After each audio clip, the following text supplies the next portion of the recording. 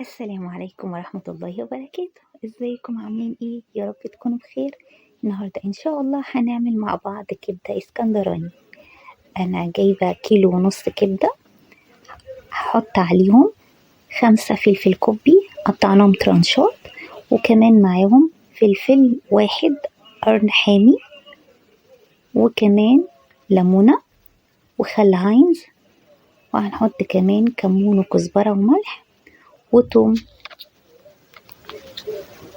وتوم مفروم. حطينا زيت وحطينا عليه الكبدة، بس الزيت لازم يكون كتير عشان خاطر ما ينشفش الكبدة. وهنحط عليها الكمون والكزبرة والملح. بعد كده نقلب تقليبة مش كتير.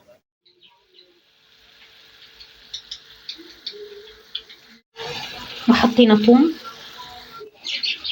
ريحة الكبدة مع التوم جميلة جدا.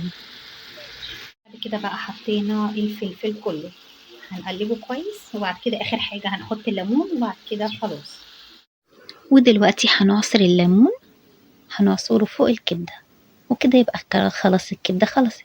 بس الكبدة سهلة جدا جدا جدا. ولو عجبكم الفيديو ياريت ما تنسوليش في لايك حلو وكومنت جميل.